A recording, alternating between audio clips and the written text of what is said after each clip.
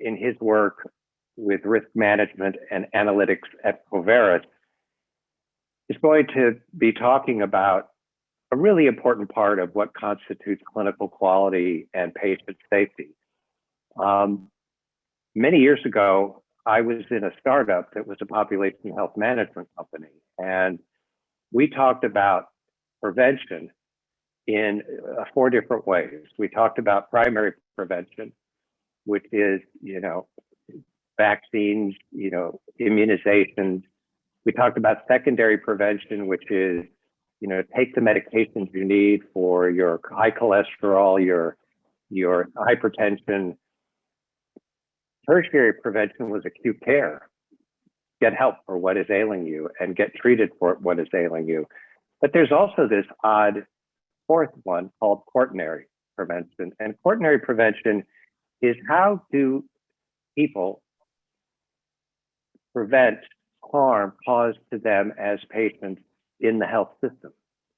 The health system is a big machine, a large enterprise, and they're only getting larger. And the inclusion of malpractice information as an example into the risk management and analytics that characterize clinical quality and patient safety is really an essential part. And Bob's going to talk to us today about that. Bob is a vice president of risk management and analytics at Coverys. He's been a long friend of the consortium. We're delighted to have Bob here.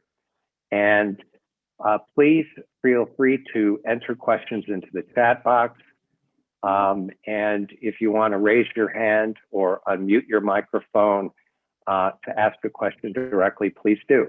We have time today to go through the presentation and address a good number of questions that you may have over the course of the presentation. So with that, and without further ado, Bob, I'm going to turn it over to you. Well, thank you. And let me get up my my set of slides here. Hang on here just a second. All right, I hope everyone can see that. Can you give me a thumbs up on that, Denny? You got the thumbs up. We're good. All right. Well, thank you very much for having me. And I'm happy to see a number of familiar faces in the crowd. Nina, hello back. And I see a few other people that I've certainly worked with over the years. And just as a disclaimer or an apology, I have inherited my very aging dog today in my room here with me, because my wife is also on another meeting in another part of the house, and she felt as though she could not bear to have the dog with her. So the dog snores. That's part of, I guess, the age. And so I'm trying to make sure that, in fact, if it gets out of hand, I may have to do something here. But so far, so good. But we're only 5 minutes into this. So I hope the presentation today accomplishes a couple of goals. First and foremost, I hope it really underscores, I think, the power of the data that I believe we have available to us, and that we have some really good capability of harnessing. And I use that in my title slide here. So that's number one. Number two, though, I hope that this triggers some thought, even some debate on kind of maybe a more provocative message that I'm trying to give out. And you'll see where I'm going with this in a very short period of time. So, and whatever way we can get that discourse going, maybe it's online, maybe it's using Zoom, or maybe it's something that follows. But I do hope that, in fact, there can be some follow-up discussion around some of these themes. So I've entitled this a patient safety early warning system. And I'm using the title early warning somewhat loosely here. Again, I'll explain that as I go. But the subtitle, getting the complete picture, harnessing the intel that matters the most. So let me move forward here. Let's see. I am not moving on my slides here. Just a second here. This is interesting. Hold on. Let me try it again. There we go. Oh, did you need to click? Okay, there you go. No, I think I had to put my click in there. Okay, it there we probably go. moved away. Yes. All right, so let me just talk first and foremost about who we are at Coverys. And many of you already know this, we are formerly the Pro Mutual Group. We originated as the JUA in 1975, created by the Massachusetts legislature. I know most of you in Massachusetts would certainly know that history. In 1992, we converted to the Medical Professional Mutual Insurance Association, and that was also known as Pro Mutual. And our primary area of coverage was in Massachusetts, in the Commonwealth of Massachusetts, until about 10 to 12 years ago. We covered clinicians, practices, and hospitals almost entirely within that state. Not so much hospitals, mostly individual clinicians and practices, some hospitals. But about 2008, 2009, 2010, we made a decision to go national. And that's when we started this kind of campaign or effort to acquire other insurance companies and to become much more active in other states throughout the United States. And it was at that point in time we took on a new name, and that was Coverys. And I wish I had been here when they picked that name. I would have argued against it, because I think it's always a mistake to pick names that people have to say, how do you ask the question, how do you pronounce that? And then, or they don't ask the question, but they will pronounce it wrong. And I can't tell you how many times we have been called coverys. It's Coverys, but even our automated voice messages, if you leave it up to the automation, they will say coverys. So it's somewhat of a difficult name. I think we have gotten used to it. And certainly as our brand has grown and strengthened over the course of the last few years, people are remembering that that's the way it's pronounced. But certainly not what I think we should have done initially here. Nowadays, we're the 5th largest MPL carrier, commercial carrier in the United States. Related to me, in 2013, when I joined Coverys, and I think many of you know that I was at CRICO ahead of coming to Coverys for about 14 years. When I joined Coverys, my mission, as it was assigned to me and as I wanted it to be assigned to me, was to begin work to create our own comparative benchmarking database. And I think many of you know that at CRICO, there's a very, very prominent comparative benchmarking database that I think has really made an impact upon MPL, upon malpractice exposure and risk throughout the United States. Continues to be probably the premier comparative benchmarking database in the country. So what we wanted to do is we wanted to harness our own data. We wanted to make sure that, in fact, we were able to really look hard at our own malpractice cases and do a similar sort of thing. So assembled a team of coders to begin this work late in 2013. And our emphasis really was on, with these coders, was on clinical knowledge and then experience with the malpractice claim files. Because essentially what they were doing, third bullet down, is that they were essentially going to perform the equivalent of a root cause analysis on every claim file.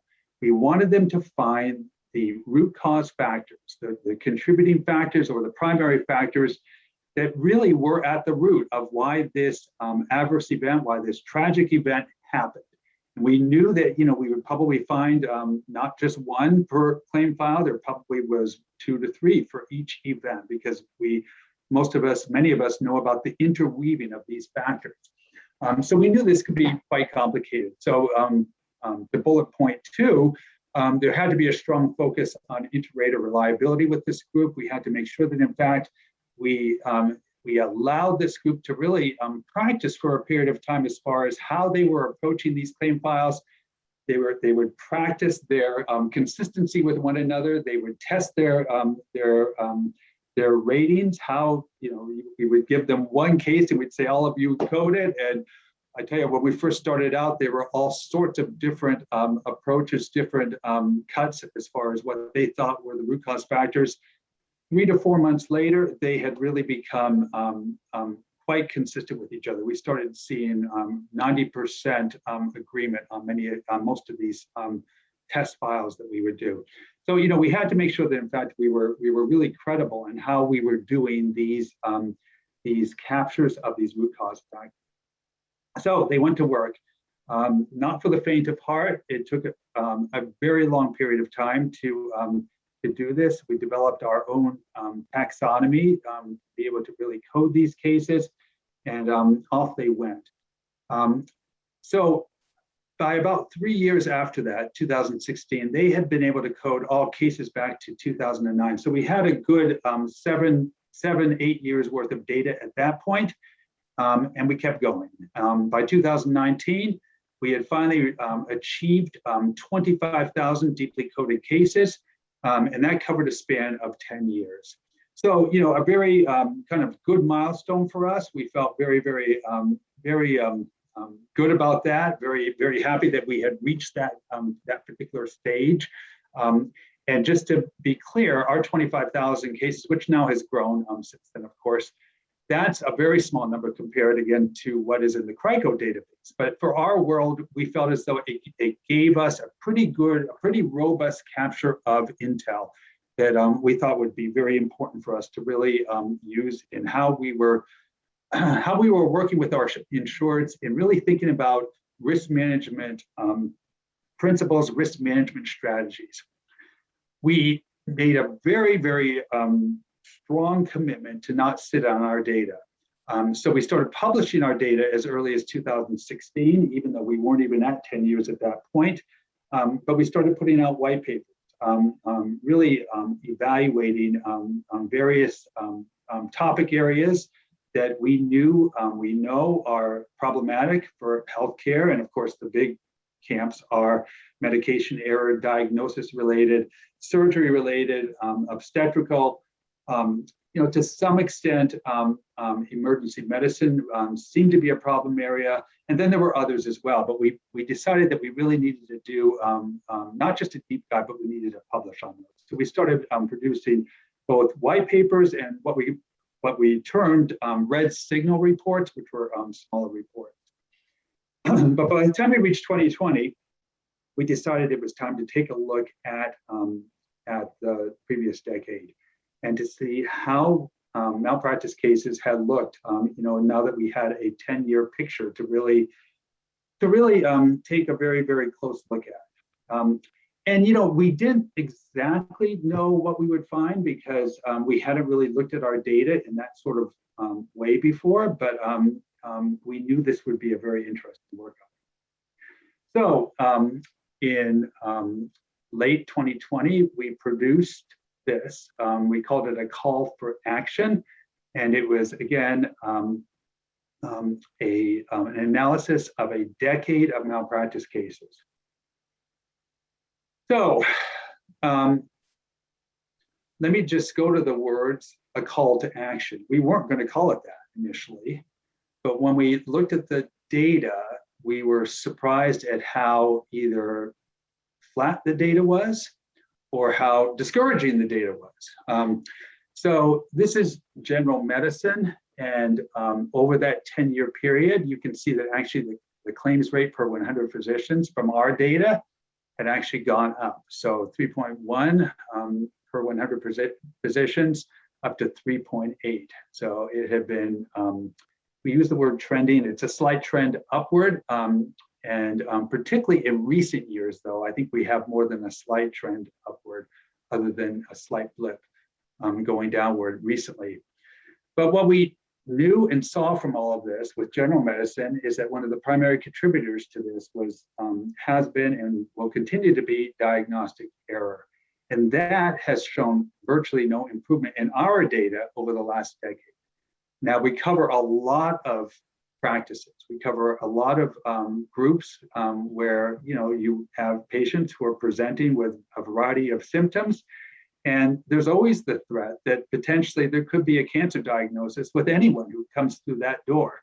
And there's an even greater threat that there might be some cancer and you're not going to detect it. You're not going to maybe do all the things you should be doing to actually make sure that, in fact, that is found in a prompt and an appropriate sort of manner. So it's a complicated world. But you can see that, in fact, this particular specialty, set of specialties, general medicine, was not showing improvement. So there's one. The next one, surgery. So we are seeing somewhat of a downward trend, but I think the better way to describe it would be relatively flat. Certainly the indemnity dollars have been going up, which is no surprise. I think that's been true across the board with almost all of our target areas. But the one thing about this one is that the category that we call technical performance has actually shown minimal improvement over the past decade, and that part is not just discouraging. It's something that I think we really want to take a hard look at.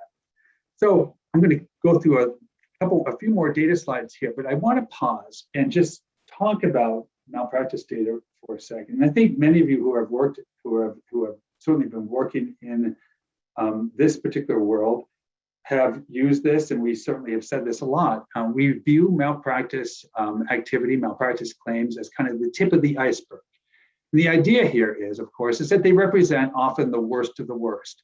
And they are also reflectors. So if you look at the tip of the iceberg, they are often reflectors of much bigger, much more deeply rooted issues that are beneath the surface of the water that many times don't ever rear their heads in malpractice, but they could. And so those vulnerabilities that are beneath the surface of the water are, what we're all really going after here. The malpractice cases are where you really had the tragedy occur, or you had some extreme circumstances in some way or another, and now you have a malpractice case, and it could be for any number of factors that case is brought. So the idea would be is that if we're doing what we need to do on the patient safety front, this is what we used to say 20 years ago when we first started this. If you're reducing the base, if you're reducing the base of the iceberg, the vulnerabilities that are beneath the water, it follows that the tip of the iceberg would also reduce. That's kind of the way we would think about it. Perhaps a somewhat of a simplified way to think about it, but I still would adhere to that. I think that that's probably true. So let me go on with some data here, and then we'll kind of get back to that. This is OB, discouraging here, because what we're seeing is not improvement. We're seeing a slight increase with the rate of claims per 100 physicians. And you can certainly see that not a whole lot to report in terms of any sort of kind of dramatic movement downward with this particular tip of the iceberg. Of course, with these claims, as you probably are not surprised to hear, the indemnity dollars that are associated with the payouts of these claims is very, very high. That really the highest camp that we deal with.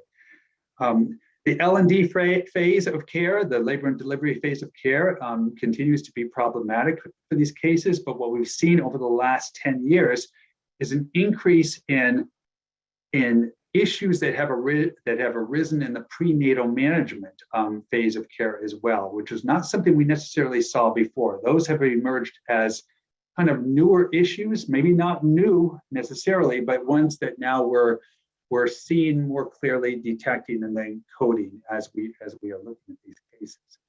So OB, not a great story here. Let's look at emergency medicine, a better story. Rate of claims for emergency medicine appears to be declining. But the dominant issue with ED claims is that it's really missed and delayed diagnosis. So we're seeing that 53% of the claims have that theme associated with them.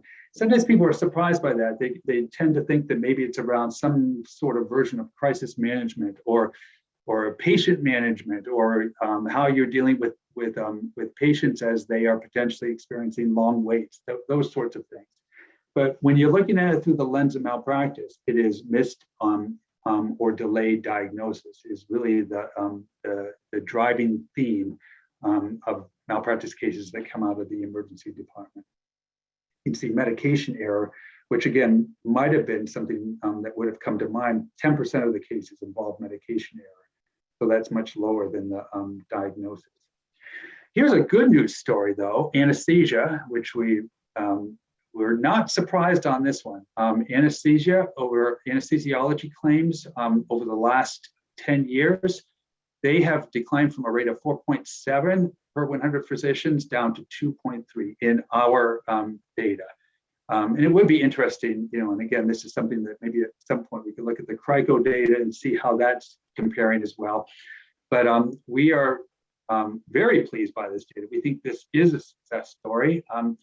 We believe that the efforts by anesthesia to be highly data-driven, to focus on a variety of strategies, including simulation training, team training, crisis management, and then evidence-based decision-making have really have had an impact and continue to have an impact. So this is certainly an area that we think that maybe, in fact, the tip of the iceberg has been reduced here. It looks like it has. We are slightly concerned, somewhat concerned about anesthesia because a lot of the anesthesia activity is now moving more and more to certified nurse anesthetists.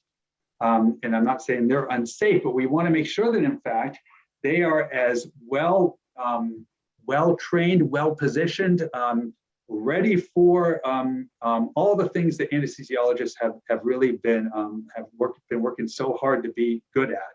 You want to make sure that, in fact, as care moves to some of the advanced practice provider groups, that they are as equipped to be able to really ensure patient safety. So there's anesthesia. Bob, just sure, go right ahead. There's a question. Oh, you got your speakerphone on there. Let me open that up. When I reduce the screen, I can't see. Hold on here. I think you're just getting the feedback on it. There we go. That's good. Do you still hear me well? I can hear you. Okay, we have a question from Janice Karen in our audience who says, among the surgeons, the malpractice claim rate was pretty scary. 10% of surgeons, is that what the 10% claim rate means? That 1 out of 10 surgeons during the course of any 1 year will be hit with a malpractice claim? Can you provide some additional background on the degree or scope of those claims that gives us some context? I had the same reaction. It alarmed me that it was as high a number as it is, as is in the case with OBGYN, which I guess is less surprising, but surgery rates were high. Well, surgery, it definitely is a discipline within healthcare that is high risk. There's no question about it. We have in our world, the two highest categories are diagnosis-related claims and surgery-related claims, and they kind of alternate taking top position here. They're so close to one another. They go back and forth. They toggle back and forth.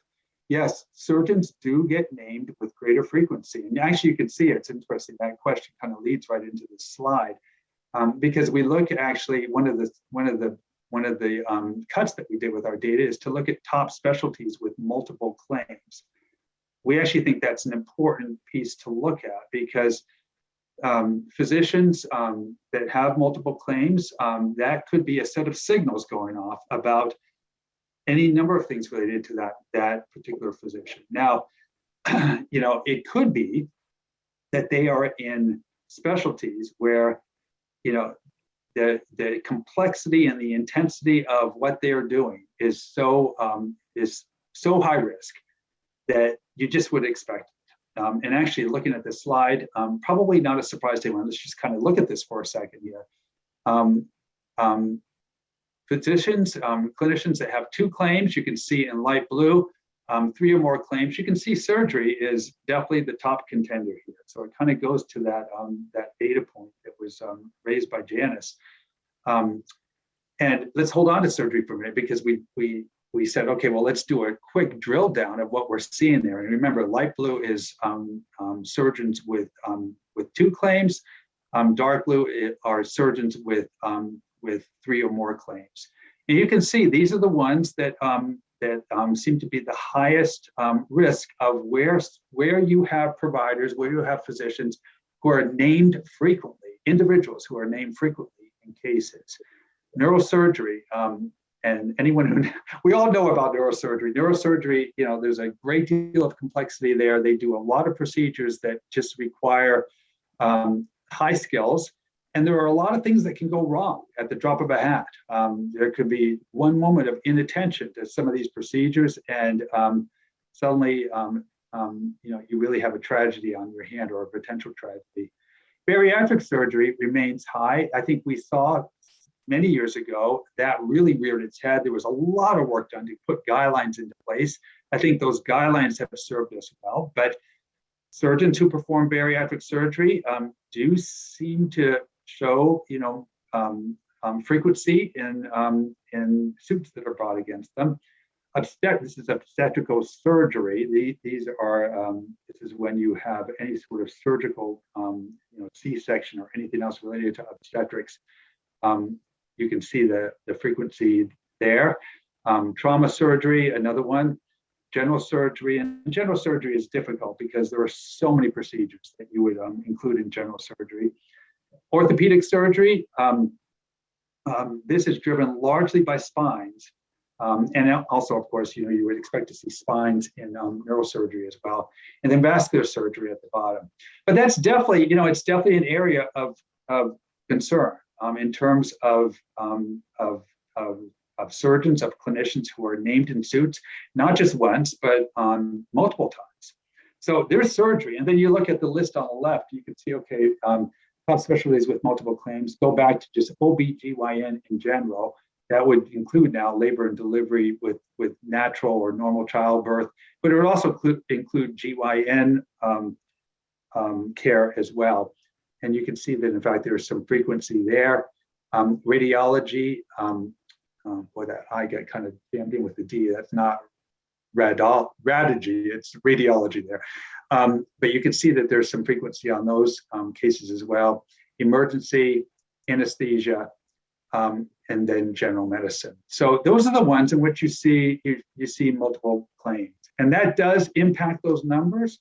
It's not that every surgeon is 1 in 10 surgeons, but the 1 in 10 actually go into some providers being named with some degree of frequency. So, it's just a set of what I call signals as far as, what are we learning from malpractice data, and what do we need to really start walking away with? So any other questions before I move on? All right. So this is the part that I think I just want to be a slight bit provocative on this. I'm not terribly provocative, but I think all of us remember when the first IOM report came out in 1999. That's the one that really caused a big reaction. I think properly so. It's the one in Lucian Leap, and a variety of people were involved in that one. It's the one in which they likened the events related to medical error to 747s going down. It was definitely something that really caught people's attention, and it wasn't too many years behind, of course, the Betsy Lehman situation that we all remember that occurred at Dana-Farber Cancer Institute. So there had been a lot of attention being paid to medical error, and now suddenly you have this report. And I think it was really timely in the sense that it really spurred, I think, a patient safety movement. And a lot of things started really going into motion, following that release of that IOM report. So, and you're not going to be able to read all of this. I suppose I can try to make this a little bit bigger, but it's there's just a variety of things that happened over the course of the last 20 years that we think were significant in terms of really trying to make sure that, in fact, we were delivering safer and safer healthcare. So that's kind of the backdrop to all of this. The question is whether or not we've really done what we need to do, whether or not this has really had the impact, these efforts have had the impact. And I guess, and this is the provocative piece, I would say that despite the fact that there have been many important and I think valuable initiatives that have occurred, we haven't made the impact to healthcare overall. We have not been able to do that. And I think it's largely because many of these efforts have been done in pockets, centers of excellence, hospitals that have really kind of gotten they have really figured this out. They've been able to really go into high gear, but not necessarily does their sister or brother hospital in the same city do the same thing. So what you have is you have some institutions that have really done well with this, and then you have others who simply haven't. They've tried, they've certainly initiated any number of things. Maybe they haven't really put the resources to it. Maybe they haven't really even been able to understand what the best practice model is or should be.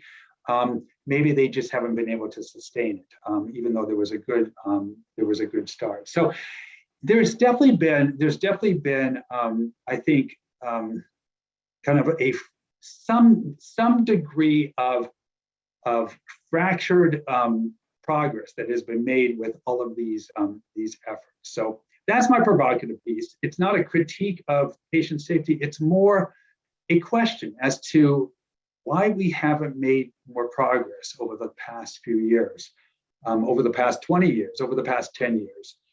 So this is from one of my favorite movies as a kid, Raiders of the Lost Ark. I just love this movie because I remember seeing this in the movie and thinking, oh my God, that's a lot of crates. How are they ever going to find that ark? And I always say big data for healthcare looks kind of like this. If you think about healthcare data being in its own crate, there's a lot of crates of data out there. Data, you could absolutely, you will absolutely drown in data. There is data on everything. In some ways, it's a testament to the fact that we have become a data-driven, a very data-centric sort of world.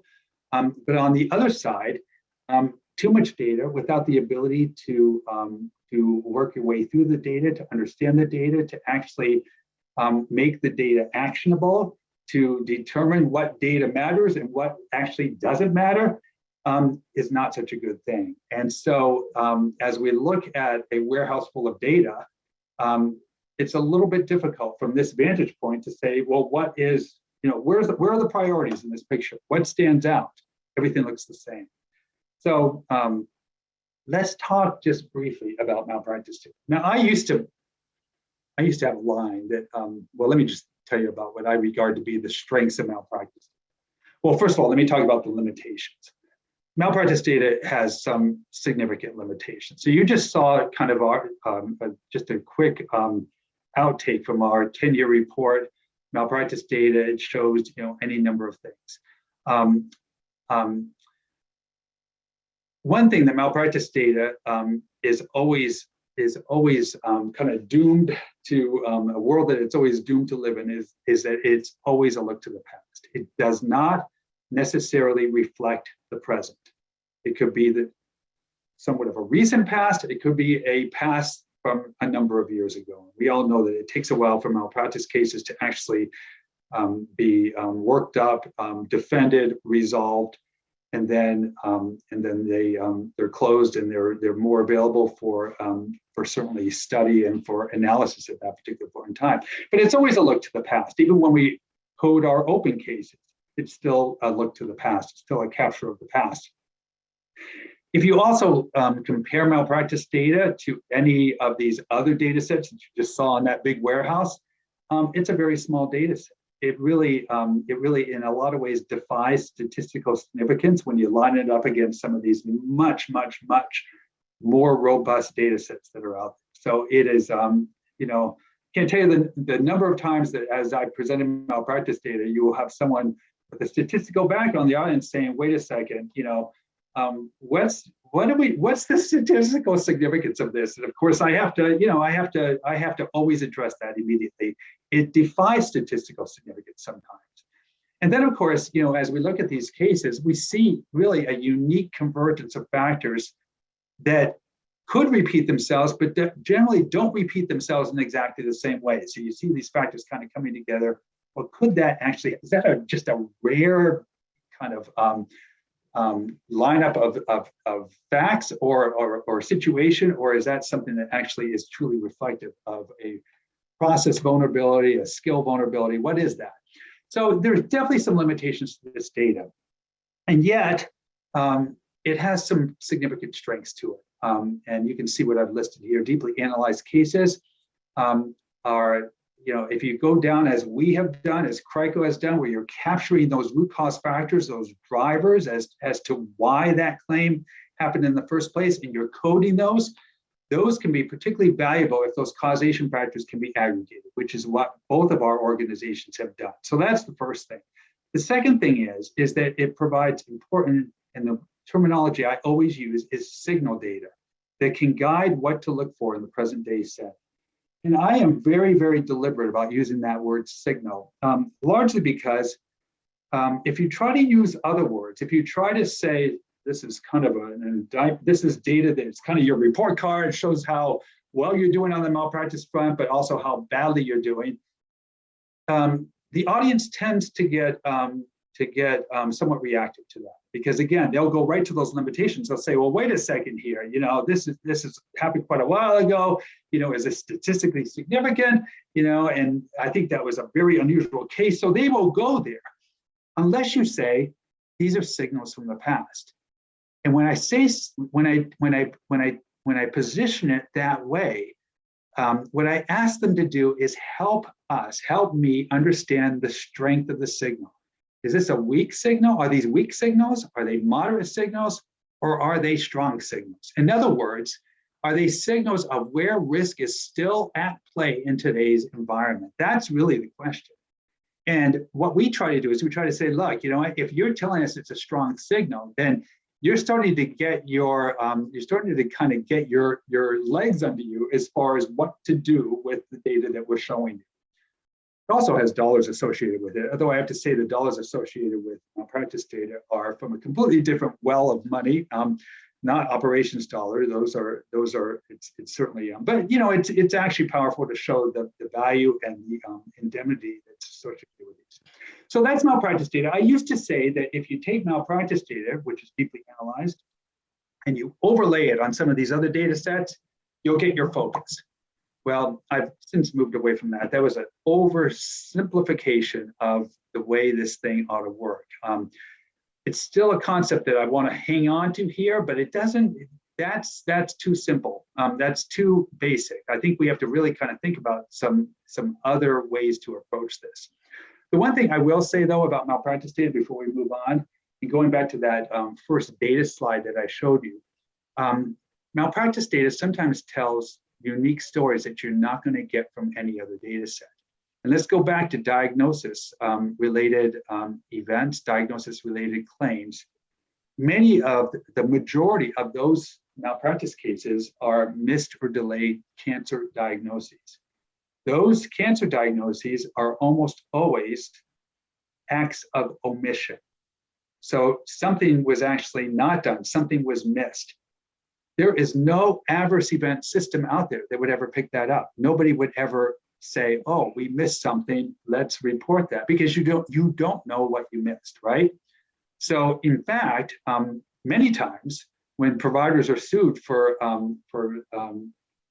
missed or delayed cancer diagnosis cases, that's the first time they realize that they missed something. That's the first time that they realize that maybe something went awry.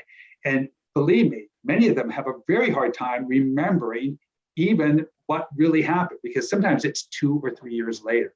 So this is where malpractice data really provides unique value. You're not going to get those errors of omission really from any of the other sources that we'll talk about in a few minutes here. So this is where, even though malpractice data has limitations, it can't and should not be ignored. These are important signals to help us really understand where the vulnerabilities are in some key areas that we may not fully understand.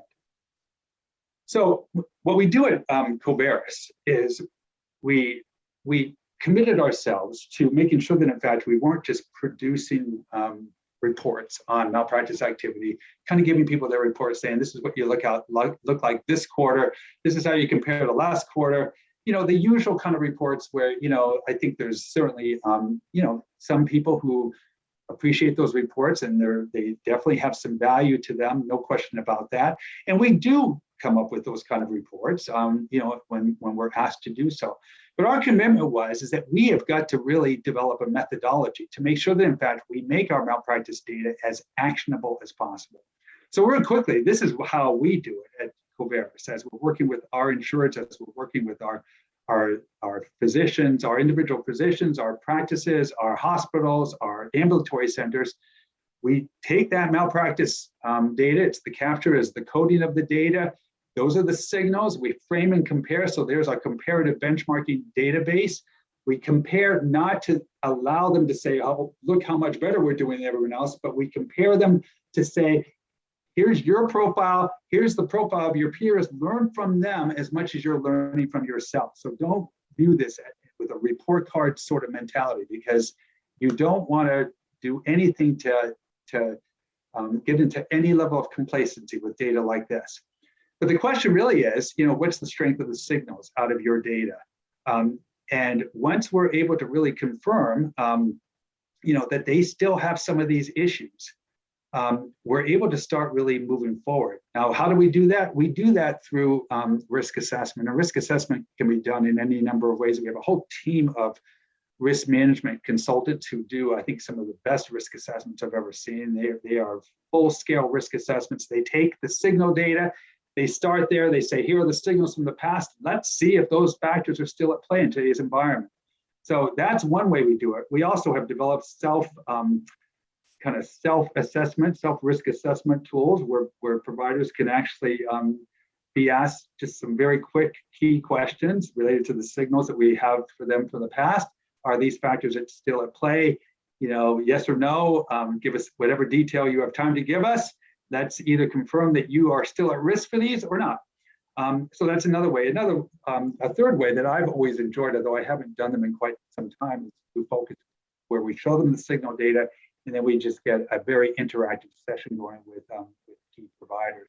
But whatever way you choose, what you're trying to do is you're trying to understand whether or not the signals we're pulling from the malpractice data from the past are still at play in today's setting. And if they are, we actually are now experimenting with applying then advanced analytics to the results that we're pulling out of our risk assessments.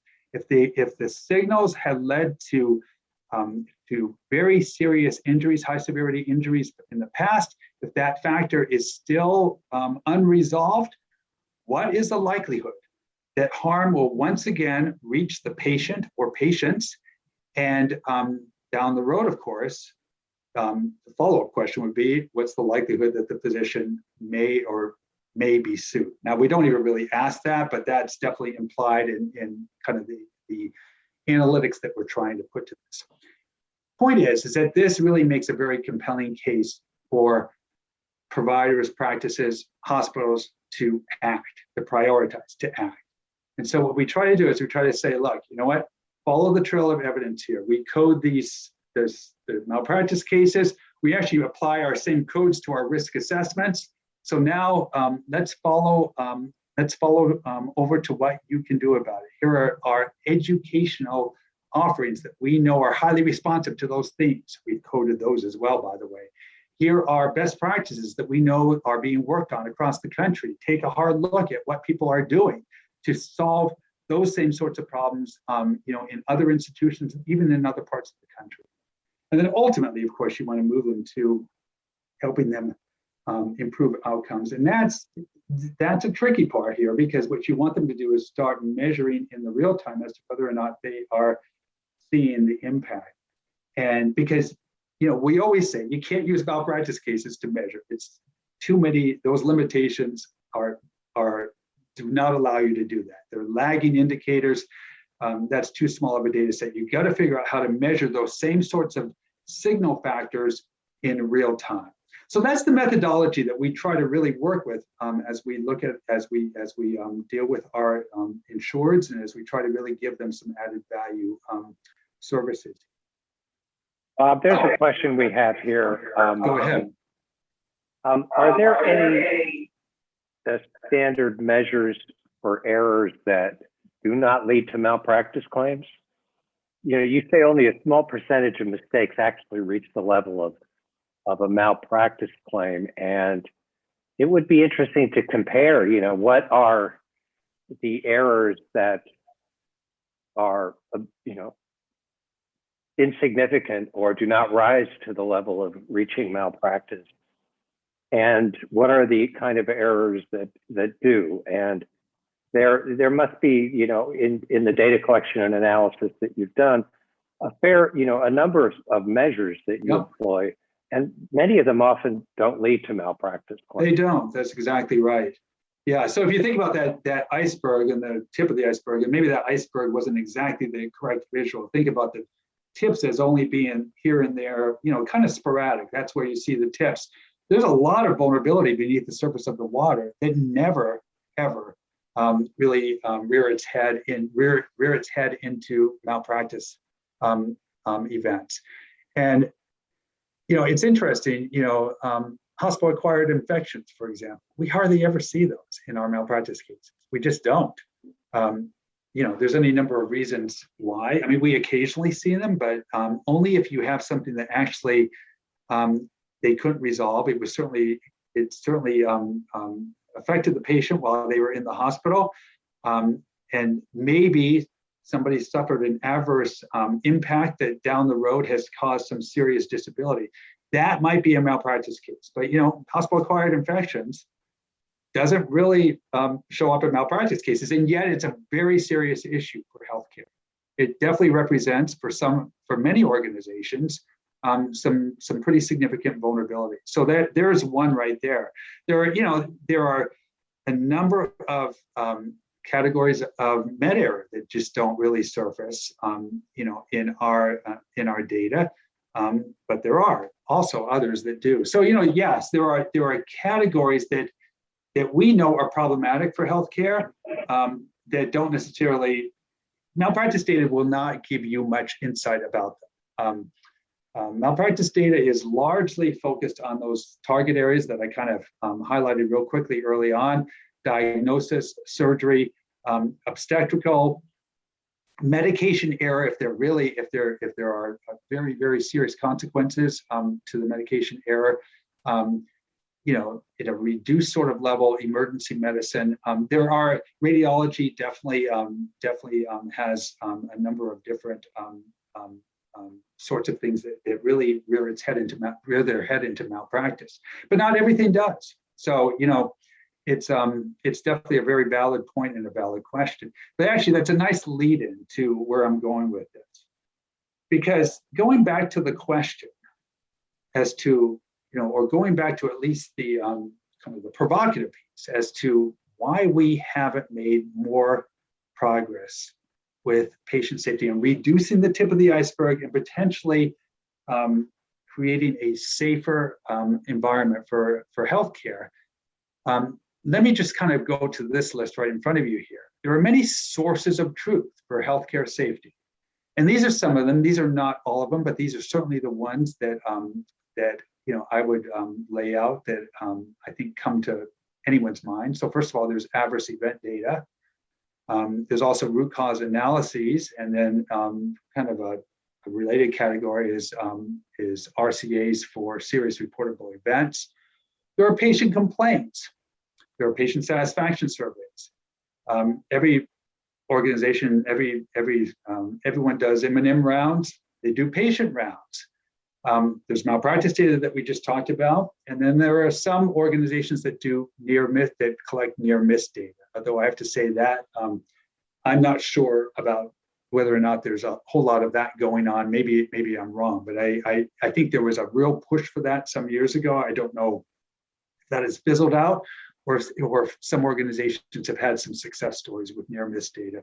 I think all of us understand the value of near-miss data because it's something that you capture, that you saw could have happened, almost happened, didn't happen, but here's what you saw as the vulnerability, you're reporting it. But these are the sources of truth that we often see kind of come to the surface as we try to look at improving healthcare safety. So the burning question is my burning question, burning questions, several of them here. Number one, who is looking at these data sets? That's the first question. Second question, where is this intel all going? Third question, are the signals, and I'm going to keep using that word here, are the signals from this data being captured? In other words, are we pulling out the signals that we need to say, we need to ask the question, what's the strength of the signal? Is it a weak signal, is it a moderate signal, is it a strong signal? Are the signals from this data being captured? Is there any centralization of this data? And then how is this data influencing organizational priorities? So those are my burning questions. We're not going to necessarily answer those right now, but I would urge you to kind of hold on to these and maybe kind of think these through. And just to go back to the first one who was looking at these data sets, you know, the question really is, we know people are looking at these data sets, but what my experience has shown is that there are different groups of people looking at different data sets. And that kind of goes to the fourth question. Is there any centralization of this data? I am not sure I've seen any organization, any healthcare organization, centralize the signals that come from these data sets. So that's kind of the working hypothesis here. Where is this intel going? You know, hard to say. You know, we report out, we capture, we put data into dashboards for hospitals and organizations, but where is it going in terms of really helping us understand, you know, what the issues are, and then, you know, are we looking at the signals? So again, how is this data influencing organizational priorities? So my hypothesis is, and we may have some organizations that have made more of a move to do this, and I would say with the advent of dashboards, it's possible that we may have had groups move toward this, but not uniformly across the board for healthcare. The missing piece here is the central intel that you see in the center of this picture. So you have adverse events, root cause analyses, patient complaints, patient satisfaction data, malpractice cases, and then learning from, you know, the best practices and the experiences from other institutions. Is that going to kind of an orb of central intelligence for hospital A? Are they able to see all of that? Are they able to really bring all of this, all of the data together and be able to really understand what the signal strength is of, from these various data sets? And again, my hypothesis here is that's where we have not been able to really move forward. Now, I will tell you that I believe this is one of the reasons why we haven't been able to make the dent, in a number of key categories with patient safety themes that I wish we could have over the course of the last 20 years, 10 years, because we haven't had this source of central intel that is really helping us understand what all the valuable signals that are coming from all of these data sets. So I'm putting that out there. Let me just kind of dive into a few things related to each one of these data sets. And I know there are people on the call who definitely have worked with these data sets. I know Nina is certainly one of them. But here's just kind of a few things about intel from adverse events, from serious reportable events, from root cause analyses. First of all, many organizations use RL, because it's called RL Datix now, but it's RL, what we used to call RL solutions. There are many, many, many forms related to the capture of adverse events. And we know we have to report adverse events. I think certainly some of these vendors, most of these vendors have tried to make it as computer-based and as hopefully as efficient as possible, but there's a lot of, there's a fair amount of time that needs to be spent in getting in and reporting an adverse event, time that actually people don't have. So you have probably a fair number of things that people just don't report because they don't have the time to report. They report what's visible. They report, basically the stuff that is right in front of them. So, if they see, if there's a patient fall, that's really tangible, really visible, that will be reported. Medication error probably will be reported, but if it's a medication error that you only find about maybe after the fact, the question is whether or not somebody would actually take the steps to report it. They should, but maybe they don't. Particularly if there was no particular consequence to the patient, maybe there might have been a little bit of a reaction, but there was no serious injury or death, which would have met the criteria for a serious reportable event. So there's definitely a culture of reporting adverse events, but it's a very, very it's not the easiest environment in which to work. And I would say that the people who then have to sort through this data, I would definitely say that's not the easiest environment to kind of weave your way through either. Hey, Bob. Yes.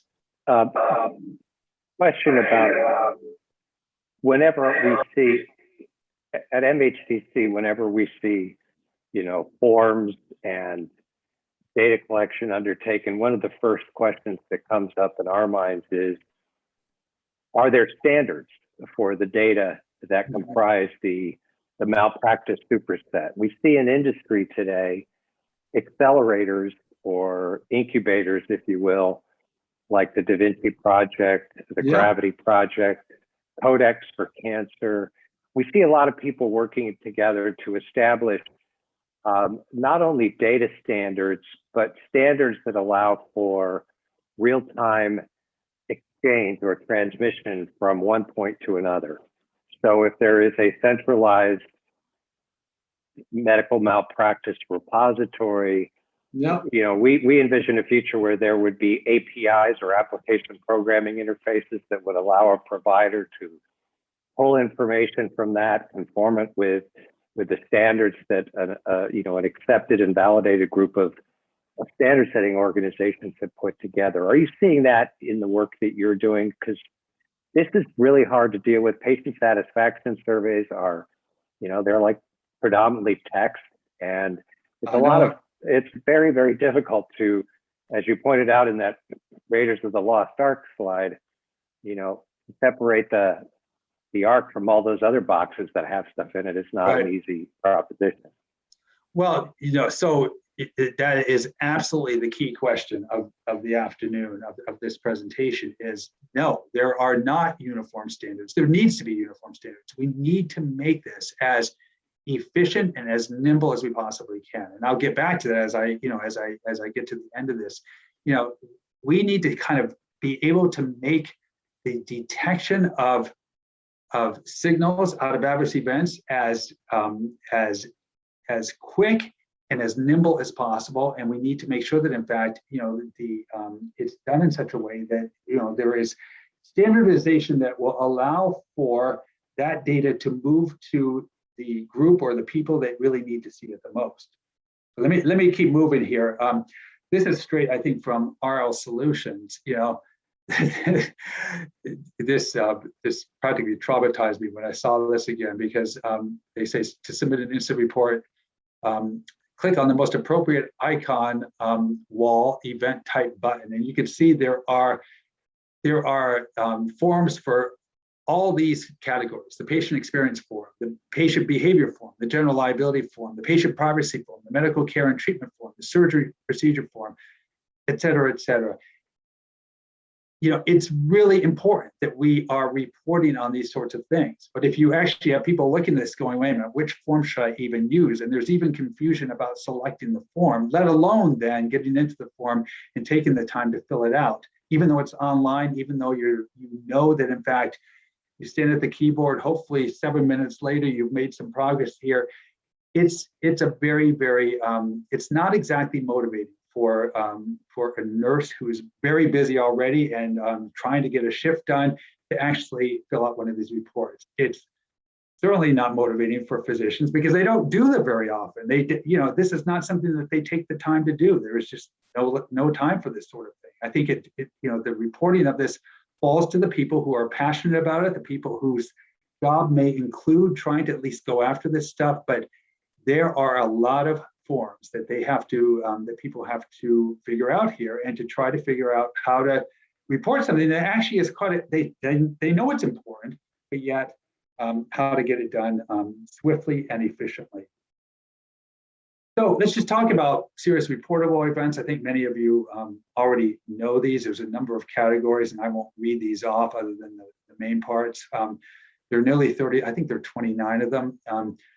Surgical or invasive procedures, and we know those are the wrongs, the wrong site, the wrong side, et cetera, retained foreign bodies, et cetera, et cetera.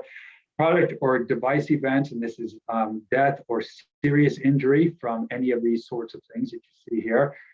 Patient protection events, a variety of categories where patients, maybe they've been discharged, but they're unable to care for themselves, or there's death or serious injury related to episodes such as patient elopement or patient suicide. Care management event, and again, this is death and serious injury related to med errors, blood products, anything that happens on the labor and delivery floor, anything that happens to neonates. I mean, you can read the list here. There's a variety of different categories here.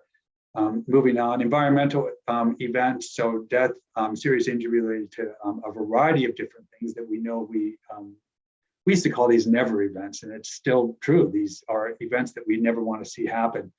Radiologic events, I think this is a newer one, death or serious injury when you have a metallic object in an MRI. And then, of course, potential criminal events. And we can see some of those categories here.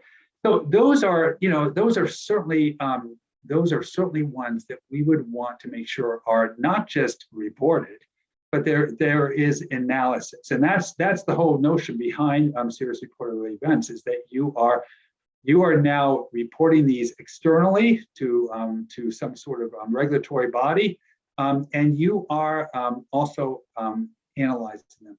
I will tell you that with many of these categories, there is definitely a strong correlation, as you would expect, to the things that we see in malpractice, not the potential criminal events, certainly others of these events. We know that, in fact, what you're seeing with these are potentially something that may rear its head in malpractice, sometime later down the road. So there is definitely correlation here. So, the root cause analyses that you would want to have done on these, is very important. And let's just talk about root cause analysis. Root cause analysis, at least the concept, is very important, because it really does what we do with our malpractice claims. And our malpractice claims, because we want to make sure that, in fact, we are really understanding this malpractice event right down to the floor as far as what really happened here, because that's the way you defend a case, is that you really get a full capture of everything that happened here. So you've got to really dig in and understand it to to the depth, is what you want to do. It's the same sort of approach with root cause analysis for events. So here's a root cause analysis for patient falls. A lot of times people will use the fishbone approach to this, but you can kind of see how these factors are at least guide kind of the analysis of what might have been at the cause of this. Communication factors, workload factors, education factors, bottom line, team factors, patient factors, personal factors. So it's a very good way of understanding whether or not something was preventable, and whether or not there are learnings that can then be hopefully implemented, models that can be implemented, so that would prevent this sort of thing from happening again, right? I mean, that's really the goal here. The problem is, and I know some people can probably weigh in on this, is that those learnings from root cause analyses don't always go to that end. Sometimes they're done, it's job complete. Maybe there's some education around it. Maybe there's an initiative started, but maybe not. So sometimes these are done just for the purpose of making sure that, in fact, kind of the regulatory and maybe some other requirements are met, but they don't go further than that. So there are a set of signals that you're seeing right here, some very important signals that potentially are going to be lost if that RCA is not really harnessed in the way that it should. Here's another one. This is just related to medication error. It's a similar sort of thing. You see tasks. The categories here are tasks and technology, work environment, work team, patient, and then individual. So, just a breakdown of, what may have led to, some of the medication errors. So, that's the sort of process that you would want to see, a real retention of that knowledge coming out of that, you would want to see those signals really kind of feeding. Remember the orb in the middle, the central intel. Like, what are we learning from that? There's some signal strength here. We've really got to make sure art is feeding the core. So there Bob, are. Go ahead. Another question we have.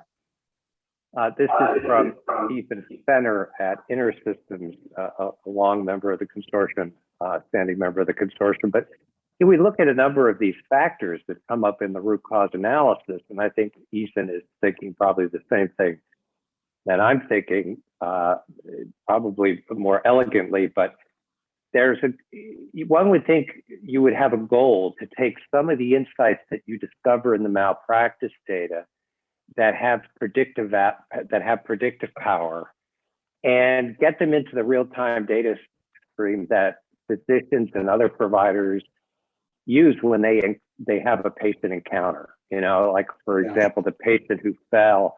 If you're a certain age and you're a certain level of frailty, or you're on medications that can cause disequilibrium, does the patient have this information in front of them when they see that patient and say, you know, these patients present a risk of falls or a risk of acquiring an infection in the hospital, or of not, you know, possibly being, you know, a danger to themselves. I mean, as an extreme example, but that's the kind of the way, you know, clinicians sort of use knowledge, and the way we sort of envision knowledge use going forward is that it's going to be in front of them. It's going to be in the system of record that they use. It's going to inform them based on the unique characteristics of the encounter. Can you talk a little bit about that? Well, I couldn't agree more. I mean, that's the nirvana here. That's the ideal model that I think we need to really start heading for. Is, you know, we have this intel, we have these signals, we have the ability to put analytics to these signals. This information, these sorts of insights need to make their way into the delivery of care. They need to be in the right at the point that care is being delivered. That intel needs to be front of mind for providers. And I think that's where we're going to actually start seeing that we can make some impact here in terms of taking the data that has reflected where we've had problems in the past from all these different sources. It needs to be able to work its way right into the actual delivery of healthcare. I can't agree more. And that's really the goal here. That's the ultimate goal, is to try to make sure that, in fact, it doesn't just get to, you know, the CEO who's now at least benefiting from maybe an orb of central intel. Hopefully from there it goes, how do we get this intel out to providers as they are delivering care? How do we actually put it right into their hands so that it is informing them, it is guiding them, it is allowing them to understand that what they're doing right now actually has had some vulnerabilities in the past. Watch out. This is kind of a red signal moment here. You know, be careful. You know, understand that, in fact, there are definitely some phases of care that we have got to make sure that, in fact, the mindfulness piece is as high as it possibly can be, because we've seen problems here in the past. Now, how to actually get that data into the flow, I think that's probably another full 2-hour discussion, because I think there's some great ideas already brewing out there. But we've got to harness this data first. We can't really do this unless we're able to really make sure that we understand really the broad, the scope and the depth and breadth of the signals that are most persistent as healthcare, as vulnerabilities for healthcare. So I agree. I'll keep moving here. Let's talk about patient complaints real quickly here. Why do patients sue? Well, I will tell you that, and you can see above, patient complaint data has a high correlation with malpractice data. We've seen that numerous times. There have been articles written about this. Years ago, when I was at Crico, we did kind of an informal study with Mass General Hospital. We looked at their patient complaint data, and we looked at our malpractice data, and we saw a pretty interesting immediate correlation between the themes in patient complaints and the themes that we saw come out in malpractice. Now, The themes were more around communication, interpersonal skills, the sorts of things that actually kind of are tipping points for patients. And I'll get to that in a second.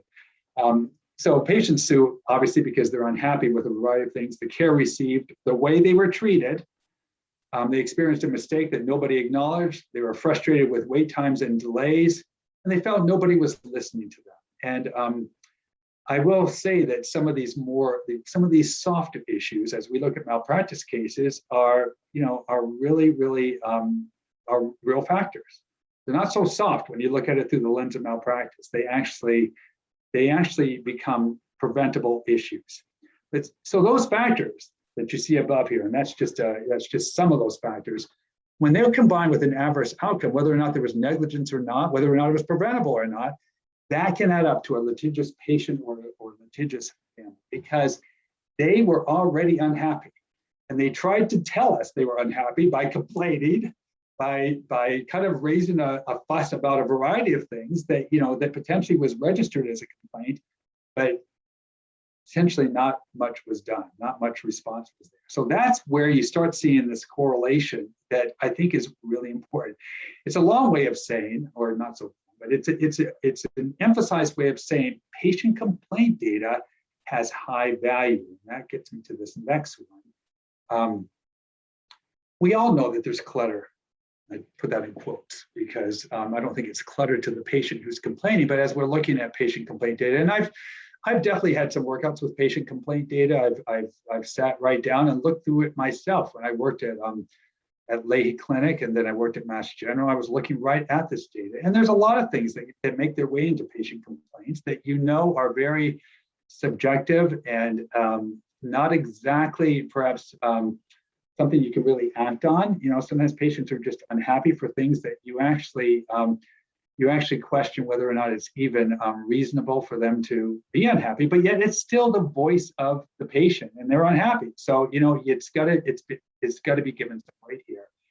It is the patient venting their frustration. There is no question about it. And sometimes people, when they vent, they go all out, and that's what shows up many times in patient complaints. But in doing so, they also can and do provide important signals to healthcare organizations. And so in recent years, there's been emphasis on paying more attention to complaints that line up with some of these known areas of vulnerability. So take a look at this list. If patients are complaining that they received the wrong medication, maybe nothing happened, maybe they just got the wrong bottle in a hospital or in a skilled nursing facility, and they're complaining about that, that's a signal right there. It's not a signal for us to, necessarily kind of bend over backward and assure them that, it will never happen again to them.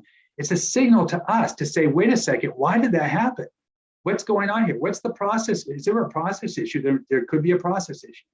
Or receiving unnecessary surgery, where they felt as though somehow they had a surgical procedure that they weren't necessarily convinced that that's something they really needed, but they had it anyway. Maybe it was just recommended. Sometimes diagnostic testing. They got an overdose of medication. Again, maybe quite minor, but they got maybe a higher dose than what they should have, and so they now are complaining about that. They experienced a delay in service. They're receiving inadequate care or treatment by the physician care team or hospital. In other words, they feel as though they're not really being taken care of. They experienced a change in condition that was overlooked, not treated. So they're trying to tell you that they have something going on, and it doesn't seem as though that's really registering here. They received a misdiagnosis, as you might imagine. For me and from my perspective, that's a big signal right there, because we don't have a whole lot of other signals telling us that diagnoses were missed. But if the patient is saying, I think I was misdiagnosed, we should be paying lots of attention to those words. And then received inadequate or even erroneous discharge instruction. And I personally have seen that happen with family members. A family member who was discharged received discharge instructions that when she got home, it was clear that this was actually another patient's discharge instructions. So what in the world happened there? But the point is, and a complaint was made. Now, what they did with that complaint, whether they looked at it and tried to understand how that possibly could have happened, who knows? But So I go ahead. just want to sort of add a little, sort of a data and, an interoperability perspective on this. First, you need to get yourself an accelerator, and you need to turn all of these into FHIR resources so that they can be communicated immediately and available to the clinician. Yes. Point of care.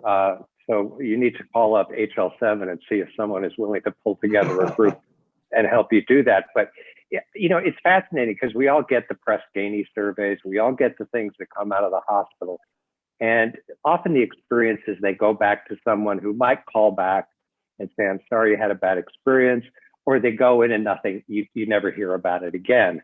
But if I were a clinician and I opened up an individual's encounter history, or their page in the electronic medical record, for lack of a better term, Yep. and I saw that they had registered these complaints, I would be I would be glad to know this if I were their primary care doctor, and I would want to talk to them about this, and I would want to figure out, what can we do to fix this? So it seems to me that yours is an industry that's on the cusp of getting ready to do this kind of thing, to make these data available in standardized formats through the electronic medical record, the system of record, so the clinicians can know at that time that this patient has some issues with the institution, with the physicians, with the treatment. And do you see that happening? Is that sort of emerging in your sphere? That's where we're trying to head here. I just, this is where I have some frustration, because I know that patient complaint data lives in its own world. Now, I think actually RL Solutions and some of the other ones, they have modules in which it's collected with the same tool, but it's not linked. So it kind of still lives in its own world. And it doesn't make its way into actionable intelligence for the providers. It just doesn't do that. It could, but it really is interrupted. And the ability for this kind of data to actually provide, I think, some very, very important value to the provider. So, 100% agree on that. Keep going here. So let's just talk about patient satisfaction real quickly. It's interesting because I'm going way back. When I was at Lake Clinic, I remember we used to look at patient satisfaction scores. They were really, really high. And I think they were high for almost all healthcare organizations in those days. You just did well. I mean, patients seemed to, be satisfied with the care because of the way those surveys were kind of structured. You seemed to be, prone to get pretty good results. And I tell you, it was easy to fall into the trap that you see online too. Wow, we look good. We look even better than our peers. So we're fine. We don't have to do anything. And that theme, I can't tell you the number of times that theme was stated, by various people. I was always the argumentative one. I felt as though if we were anything less than 100%, we had some work to do. So, but the point is that they weren't structured that way. Now they have definitely improved over the last 2 decades. There is no question about it. But there have been a lot of initiatives that have been undertaken by hospitals to improve their patient satisfaction scores. And I give you a few examples here. Staff to be more compassionate, kind of support. All really important stuff. Educating patients, emphasis on some of the amenities that might be available. I mean, there's any number of things that hospitals can and probably should do to really go to improving the satisfaction of the patient. But I will tell you that this last bullet point, guaranteed approach to lowering scores is to harm patients. And provider institutions really must ensure that patient safety is always viewed as the top priority. That has become actually the driving theme that I think is now starting to, influence patient satisfaction surveys and companies that do them in a very, very important way, a very good way. And now I think, instead of how they were 20 years ago, which I would say the signals that we would pull out of those, I'm not sure what they really were, because the data tended to look so good that you weren't really sure if there was any room for improvement, as opposed to now when we ask maybe the more important questions. we're getting better data out there. So, I think that these are the sorts of things that can and should be gleaned from patient satisfaction scores. So signals that safe care at an organization has vulnerabilities. There are vulnerabilities, and so what are we looking for in these surveys that will give us those sets of signals? For example, a focus on scores that reflect, anything that are poor perceptions on a poor culture of patient safety. You can see some of the things I've said around that, or issues related to accommodating diversity, and that's a big one. I mean, we certainly do pretty well for our patients who speak English and who look like everybody else, but the ones who are from other countries who speak different languages, how are we really accommodating and how are we ensuring that their care is as safe as the next? Failure to detect problems such as clinical care being delivered, and then of course communication failure. So you can start saying there are elements of these patient satisfaction surveys that we need to be paying more attention to because they have signal strength with them. So the mindset that really shifts us away to look how good we're doing to really paying attention to these indicators, the signals, and making sure that in fact we're really understanding that we have some very, very important information in front of us here, and we've got to make sure that in fact we don't lose that. So let me just quickly remind people about high reliability organizations. I call it the HRO promise. Now, a number of you, I've been around healthcare for so long that I feel like words, phrases, and themes and kind of things that people are talking about go in, they go out. They come back in, they go back out. It's hard to know whether or not where the status is of many of this stuff. But I was a firm believer in high reliability organizations and that concept when it first kind of hit the surface a number of years ago. And I never lost my faith in this. And I do underscore the words, the HRO promise, because I think we do have a promise of actually doing some important things for healthcare. So what are the attributes of an HRO? Stable, secure, predictable. So those are three. There's a lot more than that. Those are three to really kind of hang our hats on. Industries that need it the most. Well, those are ones that are continuously faced with the unpredictable. And that those are the ones that are operating under trying conditions. Those are two factors. And let me just say right off the bat here, I think healthcare qualifies, for sure. Healthcare qualifies. Third bullet point, industries that have done well in becoming HROs, and I think we know these examples. Nuclear power plants have done a lot with it and have really capitalized on the concepts. Firefighting units, aviation air traffic control, a variety of disciplines in which you have got to make sure that in fact you are understanding that there is a unpredictable component to the work that you're doing. The circumstances are trying, they're stressful, but yet we're able to really make sure that in fact we have a high reliability environment in front of us here. Industries that have not done well, and I'll say this right off the top, healthcare has not done well with this. We just haven't done well. Now, some literature has pointed out that hospital EDs are a possible exception. That could be. I think hospital EDs are probably our best example of where you do have, you do have high functionality. You do have, they certainly are faced with the unpredictable. That's the nature of the nature of the game there. And they certainly are operating under trying conditions, and they do pretty well with these, except with Mr. Delayed diagnoses, which the malpractice cases tell a different story related to those. But I think largely they do okay. The rest of healthcare, I don't think we've done so well. The key difference between HROs and other organizations, and this is just quotes out of some of the literature that I have in front of me, it's in the sensitivity or the mindfulness with which people in most HROs react to even weak signals that some kind of threat is either present or approaching. So it's sensitivity and mindfulness around signal detection. The signal could be very weak, but they're still paying attention to it. Certainly, they're paying lots of attention to a signal that's strong. So I would just say most companies, including healthcare, are hugely unprepared for the unpredictable. And that's really the issue here, is that, are we ready for the unpredictable?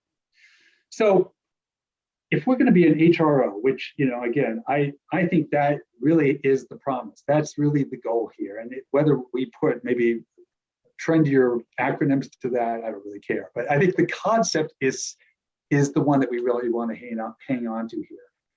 HROs need data. They need data because that's what is going to give them what I'm terming an early warning system. Now, let's just kind of lay out some attributes of an early warning system. An early warning system is a chain of information and action that relies on centralized and credible data, analytics that can not just collect the data, but then put the analytics to it to weight key data sets. It also is the ability to nimbly assess risk when signals are detected. And again, maybe some emphasis here, I should have italicized it. Nimbly assess risk, not take 3 weeks to do it. Do it quickly, do it immediately. Understand that, in fact, there are lives at risk here. We need to understand what's really happening here. The capability to monitor issues that we know the signals are telling us are posing threats to safety, and then a mindfulness and a readiness to respond, to proactively take steps to reduce the threat. Those are some of the attributes of an early warning system. So, Hey, go ahead. One of the areas where healthcare, there was a time not so long ago where hospitals and health systems latched onto the idea of, we want to emulate the quality management systems of like Toyota. Yeah. We want to have minimal errors resulting from the process of healthcare. The problem with those analogies, or the problem with using a production function as an analogy, is pointed out in the slide you just showed earlier, which is none of these organizations operate on a production function.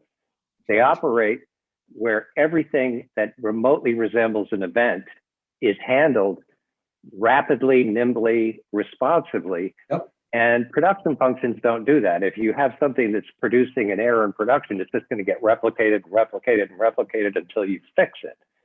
But aircraft maintenance, for example, highly skilled people, the risk of a failed, engine or the operation of an aircraft is enormous. These people who work in nuclear power plants or who work in aircraft maintenance, they're highly trained, they're continuously trained. Hospitals and health systems don't invest that in their people. They don't invest in how do we become less like a factory and more like a highly tuned job shop, because every patient is different. We're not trying to produce the same thing. We don't get the same inputs at the beginning, and we're not producing the same outputs at the end. So can you comment a little bit about that? Because I think there are a lot of hospital executives who think, if we can really get this down to a production assembly line like process, we're going to do well. And the evidence says exactly the opposite.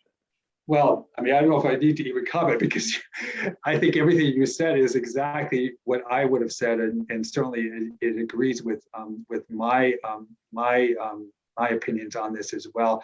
I will say, the whole notion that somehow we need to have zero errors, we need to somehow bring that down, bring those. I actually think that's not the right approach here, even though it'd be wonderful. But I think the right approach is to really develop the environment in which we're able to understand where, in fact, we have signals that we have to pay attention to. So the signals are what we are watching at all times. And even though we want to get our error rate down to hopefully nothing, I think what we have to do more is have goals around how we really make sure that, in fact, this centralized data world, these centralized signals allow us to then do all the things that you're seeing right on the side in front of you. With the credible data, with data that we know has analytic weight to it, and then that whole word of the ability to nimbly respond. I think that's what you really want, because you know what? We still have lots and lots of humans who are working in healthcare. We always will, and it doesn't matter how much automation kind of kicks in a variety of different places. This is a human-driven industry. It always will be, and because it's human-driven, you can't eliminate error. You just can't. Humans make errors. We all do. If we're tired, we're going to make lots of errors. The point is that what we want the ability to detect and to immediately understand when, in fact, there are things that are brewing that we need to pay some attention to. So I think that's really more the goal here than perhaps some of the ways we thought. It's certainly the production line mentality. I just think that, in fact, you saw, I didn't even put in here anything related to the automobile industry or the airline production industry. It doesn't apply. It's so different from what we're trying to really go after here. So I'll just keep going here. So these are just some key questions as I would pose as we're starting to kind of wrap up here. So just move my faces over so I can read these. Do healthcare organizations systematically analyze data sources to identify patterns and trends? And by the way, I took these questions straight out of an article that I read, because it was written by a woman named Barbara Davis, who I thought really posed, I think, some very, very important questions. Do healthcare organizations systematically analyze data sources to identify patterns and trends?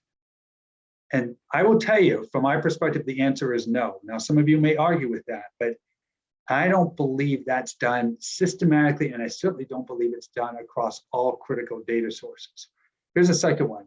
Do they sufficiently mine the data they identify in early warning systems that exist, such as rounding? So rounding on patients or rounding on floors, that's giving you data right there. We talked about rounds early on in this. I referenced it briefly. We didn't go into the detail around that, but there's a lot of intel that's just picked up in being in the environment itself and talking to patients or talking to the frontline providers. Are they sufficiently mining that? Are they capturing that data?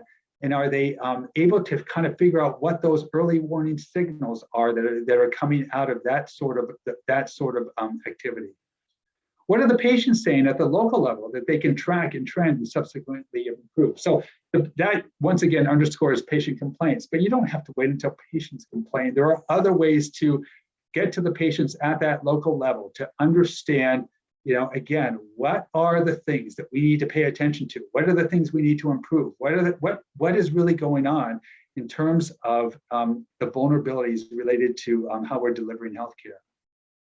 And then how is the data from all key information sources being used to provide the leaders with a comprehensive 30,000-foot view of what the patient is experiencing? So those are some of the key questions. There's a whole lot more. In fact, I had to stop myself on this one because I had a whole list of things. But I would say that, those are the ones I would just start off with here in terms of kind of at least stimulating some thinking around how healthcare is currently positioned.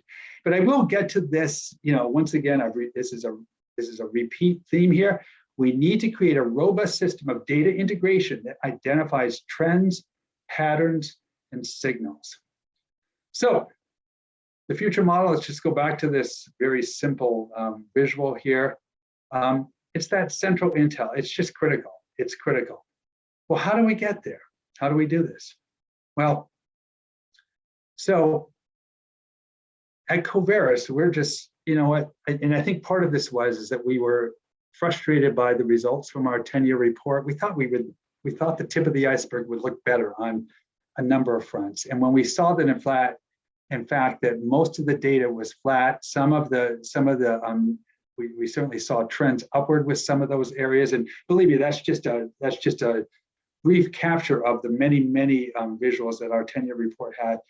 It frustrated us. It also, remember the title of that was a call to action. It was a call to us at Coverys that we can't just be wringing our hands about this. We've got to be really we've got to take some action ourselves. So this is what we're starting to do. We already code malpractice cases for all of the hospitals in our system. So it's the whole, what we laid out what I laid out initially here as far as doing kind of our version of a root cause analysis on the claim files. So we have profiles for all of the hospitals in our system, all the major practices, everybody. We're reaching out to some of our hospitals, and we are proposing that we now code other of their data sets using the same taxonomy. So we developed our own taxonomy. We use it that has all of the codes that we apply to our malpractice cases. We're now proposing that they allow us access to any or all of the following data sets. And those would be number one, adverse events, root cause analyses, patient complaints, patient satisfaction. So anything you'll give us access to, let us code. Now, I'm particularly interested in the root cause analyses and in the patient complaints. But I will tell you that what we're saying is, like, give us anything, and we're going to start trying to make a mark here in terms of how we do this, because we think that unless groups start really branching out and saying, look, we already have the malpractice kind of intel. There's a lot of value to malpractice, even though it has limitations. Let's now, using the same taxonomy, combine that intel with these other data sets. Let's start creating these central orbs of intelligence for healthcare providers. So what is really needed here? You can see, I've kind of laid it out on this. Into my way here. So number one, what's needed? It's organizational will, innovative thinking, moving away from any of the past paradigms, a common taxonomy to be applied to all data sets, training staff on how to report with a strong emphasis on factors, on signals that really are instrumental to preventing future harm, ensuring good data quality for all key data sets, and then robust analytics. And we have, I'm happy to say, a nice little handful of institutions that have said, yes, we're in. We'll start working with you on this. So, the goal here is we've got to start creating a new paradigm around how we are trying to go to that HRO promise, how we're trying to kind of move healthcare to a place where they actually have data that really means something, that gives them the signals that they really need to be able to really take action. So real quickly, I'll wrap up with this. I always like to think about a lighthouse. A lighthouse is I love lighthouses. The ancient concept using signals. It's a central emitter of potential hazards, highly visible, trusted source of truth. And the way I guess I would really want us to think about it is, what we want is we want those beacons of light really shining on. It's not just overlaying, as I said initially here, kind of the simplistic view of overlaying malpractice data on top of these other data sets. You'll see your answer immediately. That's not going to happen. What we need is, we really need all of that data to be brought together in a credible sort of way, so it can actually help us work our way through this warehouse that, again, there's so much there. We need some help in trying to understand, where the signals are, what they are, and how to respond. So I will wrap up with that. I think we're about 2 hours, hour and 40 minutes into this. I starting to lose my voice. So why don't I hand it back to you, Denny, for any either follow-up questions or any discussion that you think you would like to help us talk about here. Certainly. Let's open it up to the group and allow people to unmute their microphones if you have other questions you'd like to ask Bob before we wrap up. This is a fascinating subject. Like I said, I see a fire accelerator working on this in the next, couple of years, maybe sooner. But please feel free to unmute your mics. I think we're able to afford you that opportunity, and ask any questions you might have of Bob Hanson. All right, I'll go if no one else is. Hi, Bob. This is Janice Karen from MHGC. On the subject of data, If you could identify the 3 or 4 most important things that you think should be collected that isn't right now, what would they be?